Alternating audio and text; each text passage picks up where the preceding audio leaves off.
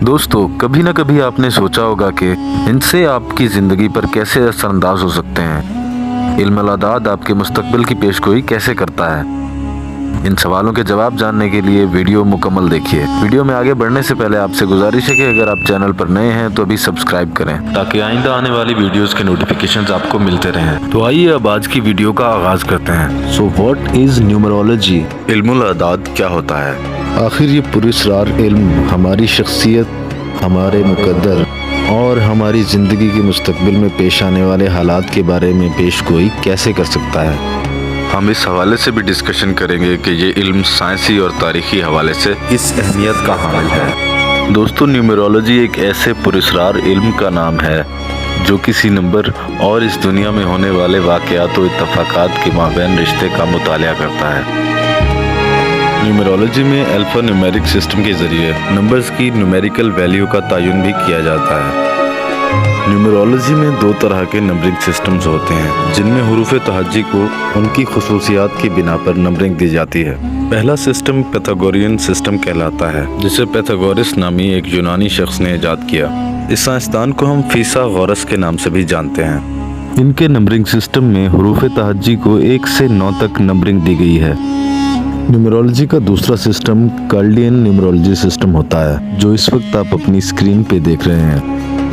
कार्लियन system में हुरूफ की value 8 तक होती है और नंबर 9 को एक मुक़द्दस नंबर ख्याल किया जाता है। दोस्तों, न्यूमरोलॉजी का एक कदीम सिस्टम गेमेट्रिया भी है। कदीम यहूदी इस सिस्टम को मानते थे और इस सिस्टम में नंबर्स की वैल्यू 7 तक जाकर दोबारा वापस 1 तक आती है।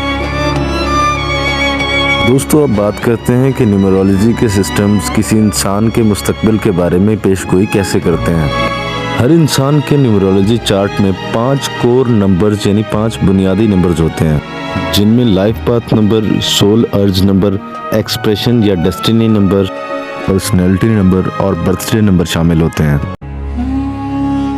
न्यूमरोलॉजी का इल्म एस्ट्रोलॉजी यानी इल्म नुजूम से भी जुड़ा हुआ है। आपके सितारे या बुर्ज का तयन भी आपकी तारीख़ पैदाइश के नंबर्स देखकर किया जाता है।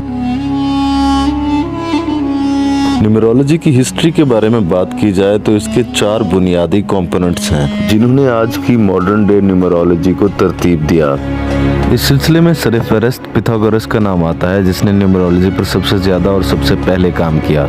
कदीम यहूदी कबाला जादू में भी न्यूमरोलॉजी का इस्तेमाल करते थे। तारीख का मुतालिया करने पर पता चलता है कि बेबीलोन नामी जो सल्तनत थी, वो लोग भी न्यूमरोलॉजी से पूरी तरह वाकिफ थे। उस ज़माने में बाबुल के लोगों के पास बहुत से खुफिया उलूम थे जहां शायद साइंस आज भी नहीं पहुंच सकी। दोस्तों, यहाँ पर अगर एशियंट इजिप्शियंस के बारे में बात की जाए तो आपको शायद ये जानकर हैरानी हो कि वो हमसे ट्रिग्नोमेट्री और ज्योमेट्री के इल्म में बहुत ज़्यादा आगे थे। मैथमेटिक्स यानी इल्म रियाजियात में उनकी तरक्की काबिल रश्क थी। सोलर सिस्टम हो या साइंस, न्यूमरोलॉजी हो या एस्ट्रोलॉजी, फन तामीर हो या फ़नून लतीफ़ा, कदीम मिस्री इन उलूम में शायद 21वीं सदी के इंसान से भी ज़्यादा आगे थे। दोस्तों, न्यूमरोलॉजी साइंसी उलूम जैसे कि फ़िज़िक्स और केमिस्ट्री वगैरह में भी काफ़ी अहम किरदार अदा करती है। नाज़रीन, मशहूर साइंसदान निकोला टेस्ला ने एक बार कहा था कि अगर आपको सिर्फ नंबर 3, 6 और 9 की अहमियत का अंदाज़ा हो जाए तो गोया आपके हाथ इस कायनात की चाबी लग चुकी है। दुनिया की मशहूर तरीन तस्वीर मोनालिसा को बनाने वाले लियोनार्डो डा विंची के काम में आपको न्यूमरोलॉजी बहुत ज़्यादा नज़र आएगी। दोस्तों, आपने अगर अभी तक चैनल सब्सक्राइब नहीं किया तो चैनल को सब्सक्राइब कीजिए और वीडियो को लाइक कीजिए। अपनी राय का इजहार कमेंट बॉक्स में ज़रूर कीजिएगा।